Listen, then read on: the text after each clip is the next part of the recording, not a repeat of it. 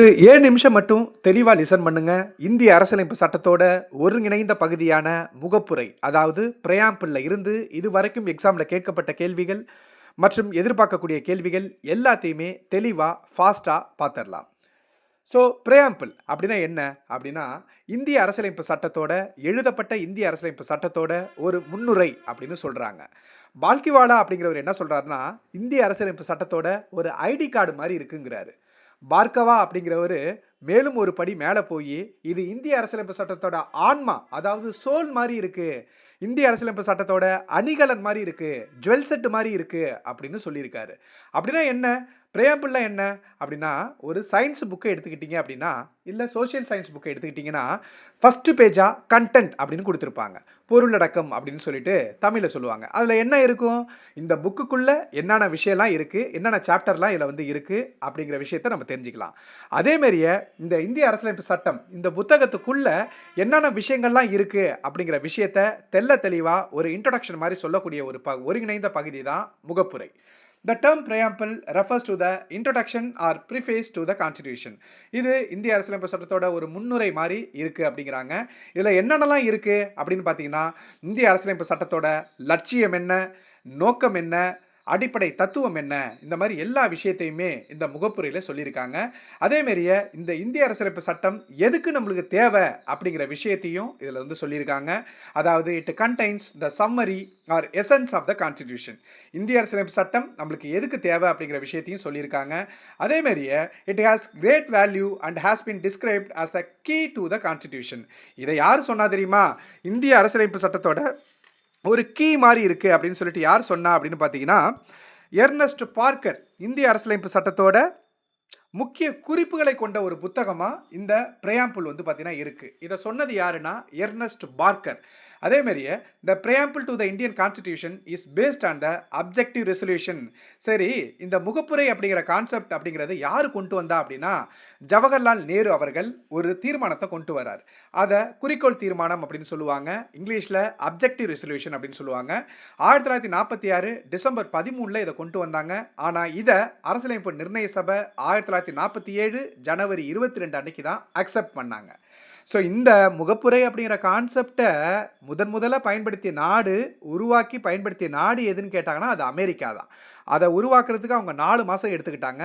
So அதை inspire ஆகி நேரு அவர்கள் இன்ஸ்பயர் ஆகி இந்த ஒரு தீர்மானத்தை கொண்டு வராரு. அந்த தீர்மானம் பேர் அப்ஜெக்டிவ் ரெசல்யூஷன், குறிக்கோள் தீர்மானம் அப்படின்னு சொல்லுவாங்க. 1946 டிசம்பர் 13 அன்னைக்கு அரசியலமைப்பு நிர்ணய சபையில் இந்த தீர்மானத்தை கொண்டு வராரு. இந்த தீர்மானம் வந்து பார்த்தீங்கன்னா பிடிச்சி போய் 1947 ஜனவரி 22 அன்னைக்கு ஒத்துக்கிட்டாங்க.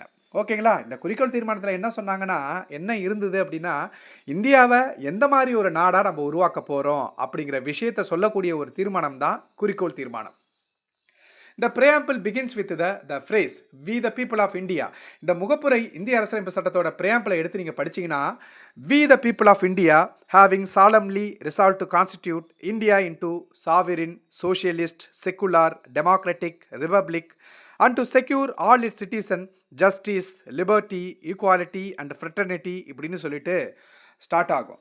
அதாவது இந்திய மக்களாகிய நாம் அப்படின்னு சொல்லிட்டு ஆரம்பிக்கும்.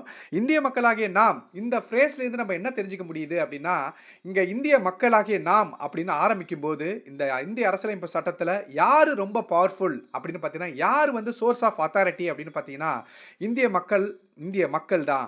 மக்களே அதிகாரத்தின் தோற்றுவாய் அப்படின்னு சொல்லிட்டு we the people of India அப்படிங்கிற வார்த்தை வந்து ஸ்டார்ட் ஆகுது இல்லையா? அதுலேயே மக்கள் தான் இங்கே மோர் பவர்ஃபுல், அதிகாரம் மிக்கவர்கள் அப்படிங்கிற விஷயத்தை வந்து தெரிஞ்சுக்கலாம். Thus we can say that the people of India are the source of our constitution. இந்திய அரசியலமைப்பு சட்டத்தோட சோர்ஸே யாரு, மூலதனமே யாரு அப்படின்னு பார்த்தீங்கன்னா மக்கள் தான். The preamble of our constitution state that India is a sovereign, socialist, secular, democratic and republic. அதாவது India வந்து ஒரு இறையாண்மையுடைய சமதர்ம, சமய சார்பற்ற ஜனநாயக குடியரசு நாடா உருவாக்க போகிறோம் அப்படிங்கிற விஷயத்தை வந்து பார்த்தீங்கன்னா கிளியராக ஸ்டேட் பண்ணியிருக்காங்க. அதே மாதிரியே it AIIMS to ensure to all Indian citizen, அதாவது இந்திய குடிமக்களாகிய எல்லாருக்குமே சமூக நீதி, பொருளாதார நீதி, அரசியல் நீதி எல்லாத்தையுமே வழங்க போகிறோம். அது இல்லாமல் லிபர்ட்டி, ஈக்குவாலிட்டி அண்ட் ஃபெட்டர்னிட்டி, சுதந்திரம், சமத்துவம், சகோதரத்துவம் இதை எல்லாத்தையுமே வழங்க போகிறோம் அப்படிங்கிற விஷயத்த தெளிவாக சொல்லியிருக்காங்க. ஓகேங்களா? அதுக்கப்புறம் 1789ல பிரெஞ்சு புரட்சி நடந்தது. இது எல்லாருக்குமே தெரியும். 1789ல பிரெஞ்சு புரட்சி நடந்தது. அந்த புரட்சியில அந்த மக்களுடைய மிக முக்கியமான ஸ்லோகனே என்ன தெரியுமா இருந்துச்சு? Liberty, equality and fraternity. இந்த 3 வார்த்தை இருக்குல்ல, சுதந்திரம், சமத்துவம், சகோதரத்துவம். சுதந்திரம் அப்படின்னா என்னன்னு உங்களுக்கு தெரியும். சுதந்திரம் அப்படின்னு பார்த்தீங்கன்னா, ரொம்ப கட்டுப்பாடு குடுக்கக்கூடாது. ஒரு அரசு இருக்குன்னா, ரொம்ப கட்டுப்பாடு போடக்கூடாது. ஆப்சென்ட் ஆஃப் ரெஸ்ட்ரெயின்ட், ரொம்ப கட்டுப்பாடு இருக்கக்கூடாது. அதே மாரியே ஒவ்வொருத்தவங்களும் தான் வாழ்க்கையை மேம்படுத்திக்கிறதுக்கு அவங்களுக்கு வாய்ப்பு வந்து குடுக்கணும். அதே மாரியே ஈக்வாலிட்டினா என்ன? சமத்துவம் அப்படின்னா என்னன்னா, no discrimination based on the caste, religion, sex. ஓகேங்களா? சாதி, மதம், இனம், பாலினம் இதன் அடிப்படையில யாரையுமே வேறுபடுத்தி காட்டக்கூடாது. இத தான் சமத்துவம் கொண்ட நாடு அப்படின்னு நம்ம சொல்லுவோம். அதே மாரி சகோதரத்துவம்னா என்னது? இங்க இந்தியாவுல இருக்கக்கூடிய எல்லாருமே சகோதர, சகோதரியா தான் கருதணும், நெனைக்கணும். அத தான் சகோதரத்துவம் அப்படின்னு சொல்லுவோம். ஸோ 1789 பிரெஞ்சு புரட்சியுடைய மிக முக்கியமான ஸ்லோகனே இந்த லிபர்ட்டி, ஈக்வாலிட்டி அண்ட் ஃப்ரெட்டர்னிட்டி தான் இருந்தது. இந்த 3 முக்கியமான வார்த்தைகளையுமே வந்து பார்த்தீங்கன்னா, இந்திய அரசியலமைப்பு சட்டத்தோட முகப்புரையில இருக்கு. இந்த 3 வார்த்தைகளுக்கும் இந்திய அரசியலமைப்பு சட்டத்தோட முகப்புரை, அதாவது பிரெயாம்பிள்ல முக்கியத்துவம் குடுத்திருக்கிறாங்க. ஓகேங்களா?